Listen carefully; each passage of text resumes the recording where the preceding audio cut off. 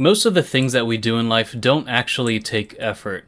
I think effort is one of those things that's reserved more for the crucial moments rather than the things that we do that build ourselves up. For example, say you're working on a car and the jack slips and the car falls on your buddy. In that moment, you go into adrenaline mode and then you use a ton of effort. And by the end of that, your spine is all messed up. Maybe your arms are broken, stuff like that. So it's like a ton of effort. And then because you expended that effort, what would have been a really bad situation turns out, recoverable. Your buddy's alive and, all that good stuff. But that's really an edge case scenario. No matter what you do in life, you're probably not risking lives or saving lives every hour of every day. So whether you work an office job or teach, or maybe you're a student yourself, or if you're doing anything creative, if you look at the people who are really doing well for themselves, it's not like they have massive project after massive project, right? Like, especially for artists, you look at the people who are doing really great and you see, one kind of funny but not really masterpiece comic coming out. You see sketches, a lot of ideas, and not necessarily completely labor-driven end products. And I guess to summarize, what you see them put out are things that are easy for them. And it's the same with teachers, for example. The teachers who stay in for a long time and teach and have long careers don't improvise every single day with a lesson plan. They have some kind of routine. So now it's time to learn about fractions, for example. We've got all these kids. I've tried all the years to figure out what way to teach them to save me the headache of a bunch of rambunctious kids bouncing around the classroom while also getting the concepts drilled into their heads. And because over the years that's been tried and tested, now I have some lesson plan where it's like, oh, okay, I just stand up in front of the room, I say the things that I normally say, and then everyone learns and everyone has a good time. And you might be thinking, okay, well, in the process where they're kind of developing that curriculum, maybe it's difficult there. Another point is that I think the people who burn out the least are those who kind of allow themselves to be novices at something. So there's one kind of beginner who shows up at a new job and kind of kills it. They can almost do everything to where you expect them to be able to solve most of the problems better than even the people who've been there for a while. But then it turns out they've just been busting their butts the whole time. They thought they were supposed to be that good, that they'd be fired if they were, at a trainee level, even though that trainee level is what's expected of them. And as a result, they kind of, every day is a struggle. It's really, really difficult. And they start getting sick and, hating the job and all of that. And then they quit.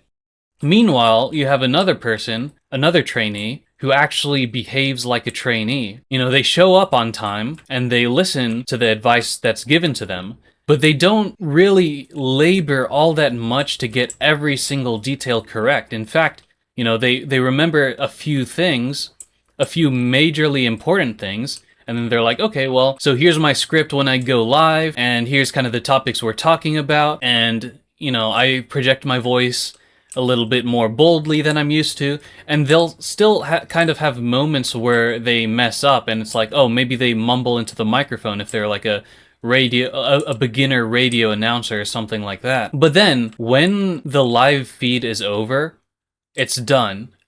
And it's just one day complete. A very, very small thing. A very small routine for the radio station.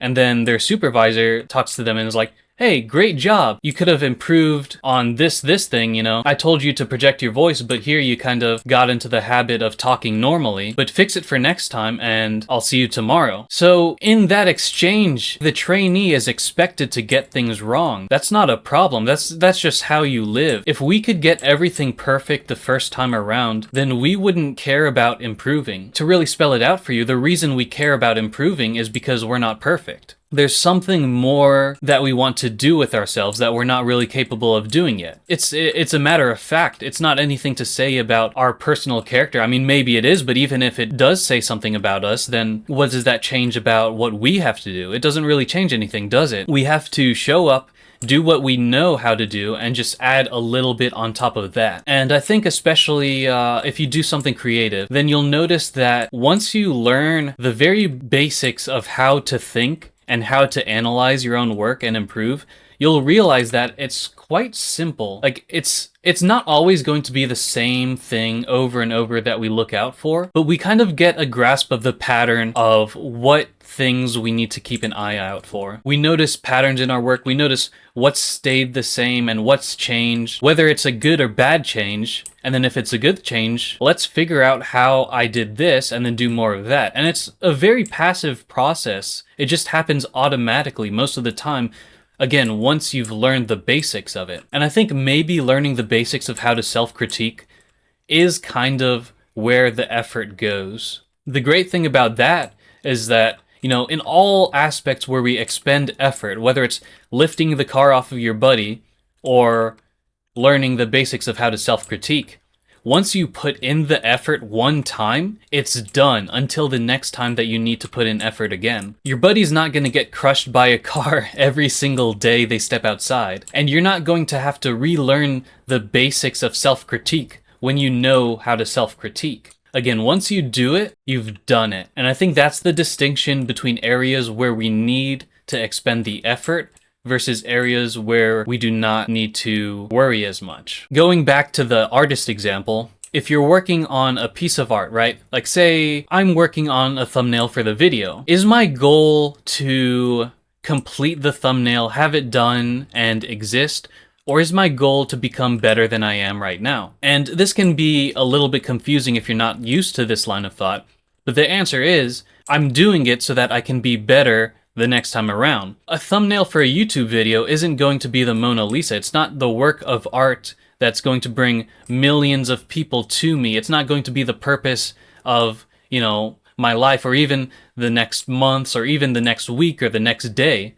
Once it's done, and you know, it's a pretty thing that decorates the video, but then again, you put some random assortment of violets and greens together, and, you know, you have something pretty anyways. So the value isn't that I've created something pretty to describe my video. The value is that now that I've done it, next time is going to be easier. The same thing with schooling. So you have a research paper due in 3 weeks. The reason why you're at school isn't so that you can submit the research paper, get your PhD or whatever it is, and then yippee, that's my work. No, the research paper is going to be one of the smallest accomplishments of your entire career, hopefully. And this kind of reminds me how a lot of psychology channels might talk about how the procrastination actually helps us in the quality of our result, in our creativity and things like that. And that is true. That's 100% true. I think something that you've procrastinated till the last minute for will almost undoubtedly be better than if you'd done it in advance bit by bit. But then I think the misleading thing there, as I think you can imagine, is that our goal isn't to get it one and done. Our goal is to, over time, make a bunch of progress, learn more, become more educated, become a professional in our area of expertise to the extent that we can actually do the thing every day. And we can't do the thing every day if the effort that we expend is equivalent to a 9-hour procrastination binge. And I think that last part is actually the real key of it. It's every day. You know, if you're a professional artist, if you make commissions, if you sell music, the success of your work, as your own metrics would define, is going to be how much do I get paid every day. It's another consistency thing. It's like, you know, whether you're a commissions-based artist or you're working at a Walmart 18 an hour, you're going to work every day. You do your work. You know how to do your work.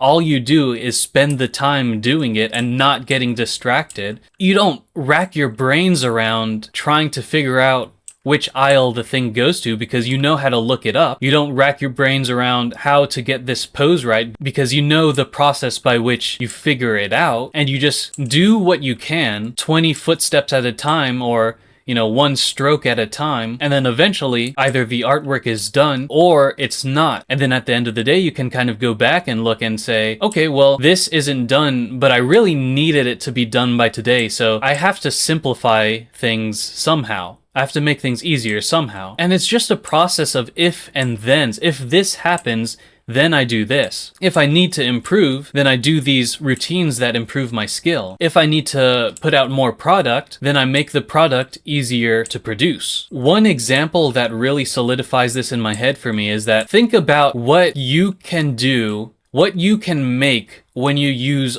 all of your effort and you just try your hardest, you spend months, and then ask yourself this: is there someone else who knows how to do this better than I do? Who can do the exact same thing I did, but better, and in like a week or something? And the answer is most likely going to be yes. But it also goes the other way around. You know, if you've been working at anything for any amount of time, even remotely consistently, then there are going to be some things that you can do in just an hour that someone else is trying really, really hard to do, and they can't even get it done right in a week. That's a kind of reality of the world. And it doesn't mean that using effort is pointless, because as I've mentioned before, there are situations where you really need that extra burst because something is just incredibly important for you to get done right here and right now.